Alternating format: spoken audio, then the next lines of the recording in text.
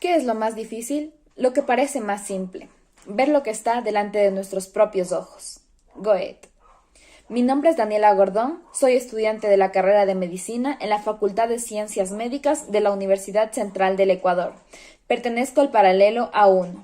La visión no es sinónimo de la simple percepción de la luz, sino el conjunto tratamiento de la información que empieza en los ojos y termina en la corteza cerebral.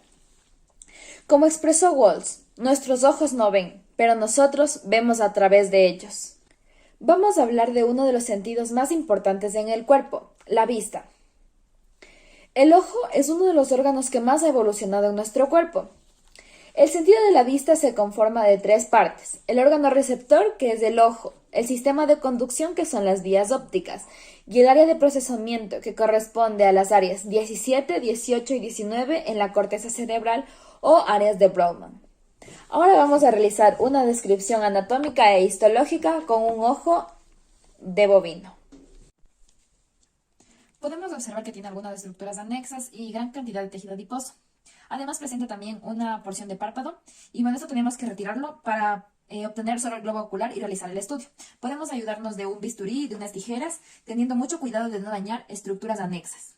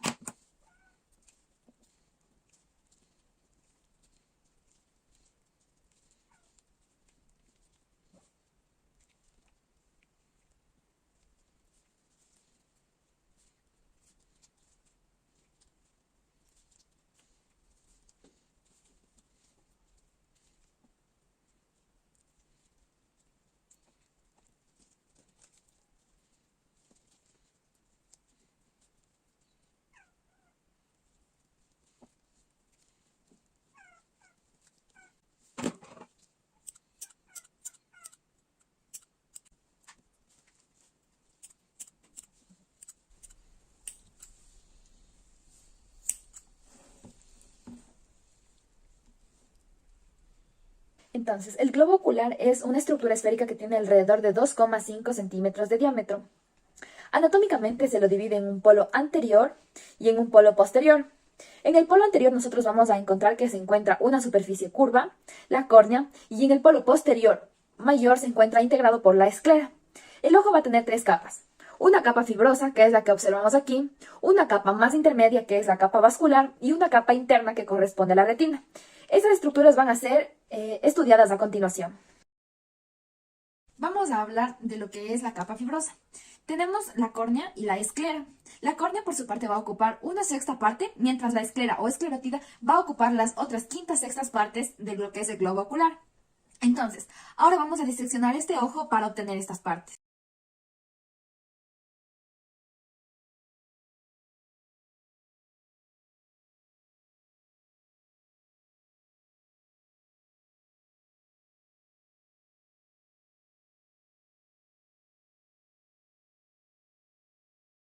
Anatómicamente definimos a la córnea como un disco convexo de 10 milímetros de diámetro y 0,5 milímetros de espesor. Al final del video vamos a observar una placa histológica con las características de la misma. Con este corte nosotros podemos observar algunas estructuras como el humor vítreo, el parte del iris y la pupila. Finalmente, aplicando un poco de presión, terminamos de desensamblar el ojo.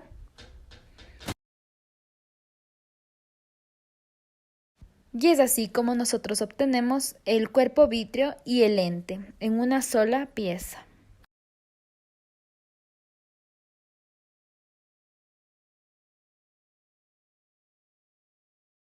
En este punto estamos observando el cuerpo vítreo y el lente, estructuras que luego las separaremos para su estudio individual. Además, tenemos también la esclera. Así que ahora tengo aquí en mis manos la cápsula que envuelve al ojo. Recordemos que esta va a tener 3 capas, una fibrosa, una vascular y la más profunda que es la retina. Entonces, esta, como habíamos mencionado al inicio del video, va a ocupar las quintas sextas partes del globo ocular. Esta nos permite dar la inserción a los músculos recto y oblicuo del ojo y no da paso a la luz a diferencia de la córnea que sí lo da. Entonces, dentro de esta estructura observamos una capa intermedia que presenta un color un poco más oscuro que las otras. Esta hace referencia a la capa vascular. Esta capa vascular está compuesta tiene el coroides, el cuerpo ciliar y el iris. Por último, tenemos en la capa más profunda a la retina. Esta es la encargada de los estímulos de luz, convertirlos en impulsos eléctricos para que estos sean asimilados por nuestro cerebro. Luego tenemos el humor vítreo, que se observa externamente. Vamos a verlo de más cerca. El lente y el humor vítreo son estructuras que nosotros tenemos que estudiarlas por separado. Ahora tenemos el cristalino, que se denomina un lente biconvexo, siendo en su parte posterior más convexo que en su parte anterior. Este se encuentra entre el iris y el cuerpo vítreo. Por último tenemos al cuerpo vítreo. Esto está conformado por 99% de agua, se encuentra entre el cristalino y la retina y en el medio tiene un conducto hialeoideo que transcurre en dirección póstero-anterior. Ahora vamos a realizar una breve descripción histológica de algunas placas de las estructuras del ojo ya vistas anteriormente. Primero hablaremos de las características histológicas de la córnea. Bien, la córnea tiene 5 capas histológicas. El epitelio anterior, que es un epitelio estratificado plano sin queratina con 5 a 6 capas. Y sus células tienen contactos oclusivos, haciendo que sea bastante impermeable a sustancias disueltas. Tenemos la cápsula de Bowman, que está debajo de la membrana del epitelio y carece de células, y corresponde a una parte un poco más superficial, y va a ser modificada de la sustancia propia de la córnea. Se compone de miofibrillas de colágeno 3, 5 y 6, y difiere de la estructura del estroma que está por debajo, tiene un aspecto mucho más homogéneo. Luego tenemos las sustancias propias de la córnea, llamada el estroma. Esta porción es más espesa de la córnea y se compone de muchas laminillas de colágeno, especialmente son paralelas. Estas laminillas además tienen una disposición con queratocitos y varios linfocitos, y algunos macrófagos. Tienen colágeno de tipo 1. Luego tenemos a la lámina limitante posterior, corresponde a la membrana basal del epitelio posterior de la córnea. Mide 5 micrómetros, pero en adultez puede duplicar su tamaño de filamentos de colágeno tipo 4 y 8, y tiene una descripción que cabe como una membrana bastante elástica. Por último, tenemos el epitelio posterior de la córnea, el cual se denomina un endotelio corneal. A pesar de llamarse endotelio, no tiene que ver con vasos sanguíneos, sino porque posee una capa simple de células planas.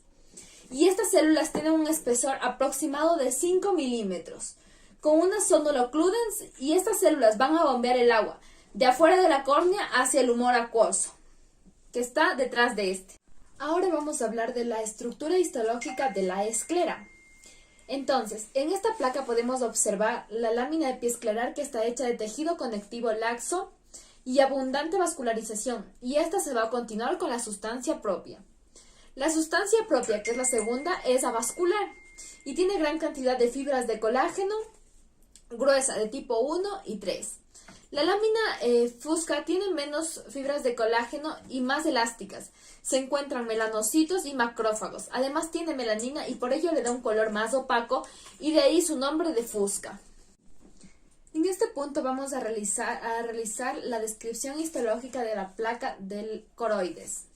Una lámina supracoroidea hecha de membranas agrupadas y formadas de fibras de colágeno, bastante elásticas y conforma una red laxa. A este nivel existen melanocitos y gránulos de melanina, que confiere abundante pigmentación en esta zona.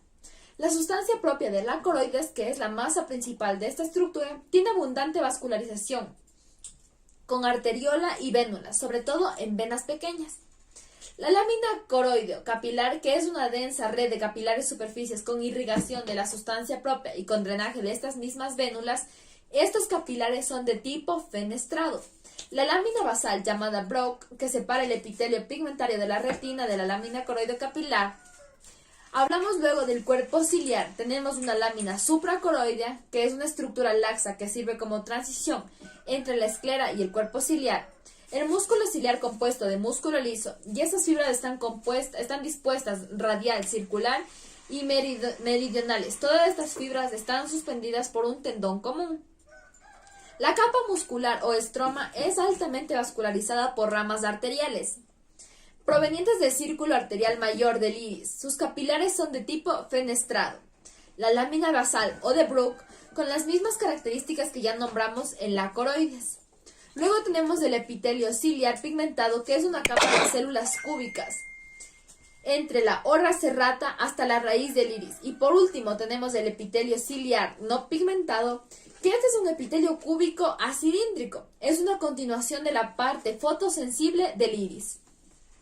Ahora haremos una descripción histológica del iris. Se compone de 4 capas. Una capa limitante anterior, que realmente es una modificación del estroma, compuesta de fibroblastos y melanocitos. El estroma del iris es tejido conjuntivo laxo con células como fibroblastos, melanocitos macrófagos y mastocitos. El epitelio anterior, que es el músculo dilatador de la pupila, es una capa simple plana de células mioepiteliales con sus porciones musculares a la superficie, con forma radial, misma que va a formar el dilatador de la pupila. El epitelio posterior es una capa de células cilíndricas con abundantes gránulos de melanina que confiere abundante pigmentación. Ahora hablaremos de la retina. La retina histológicamente se compone de 10 capas. La primera, una parte pigmentaria, que es una capa de células cúbicas. La segunda es una capa de conos y bastones que contiene prolongaciones de conos y bastones, que estas son células fotorreceptoras. La tercera es una capa limitante externa en una membrana fenestrada muy delgada. La cuarta, tenemos una capa nuclear externa o llamada granulosa externa. Esta capa contiene núcleos de los conos y los bastones. La quinta es una capa flexiforme externa. Esta es una zona de transición entre los fotorreceptores y la neurona en dirección central. La sexta es la capa nuclear interna o granulosa interna, que tiene 4 tipos de células, que es las horizontales, las bipolares, las amácrinas y la célula